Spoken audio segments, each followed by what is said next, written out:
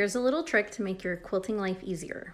All right, I'm gonna tell you a little quilting story for those of you that have to learn the hard way like I do. So when I was a new quilter and I was following people on Instagram, because I'm like, oh my gosh, they have gorgeous stuff. I have to learn how to quilt like that, right? There was a quilter that was showing a bunch of her quilts that she had like professionally photographed, or like someone was coming over to photograph them, whatever. They're beautiful quilts. And she said something in her post on Instagram about how she was running late. She didn't have time to get the binding totally on before the photographer got there. And so she had glued her binding on, and she was like, glue binding for the win. What?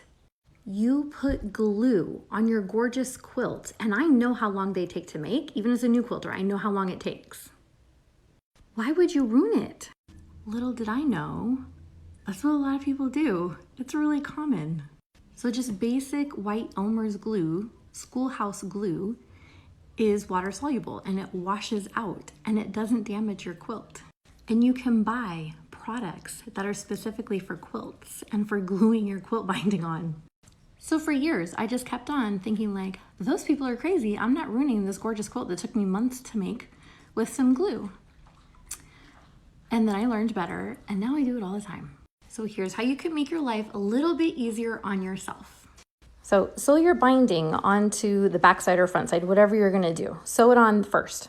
And then use your iron to press it flat all the way around like this. And then you're gonna flip your quilt over and you're gonna be able to pull it over like this, just like you would normally sew right here, right? And then you're gonna put a little dab of glue all along here.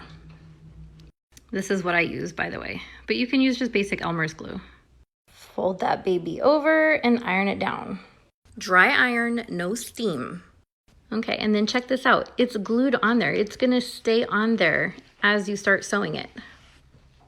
You see that mitered corner? That's gonna stay exactly like that as I go sewing. It's glued down. It's not going anywhere.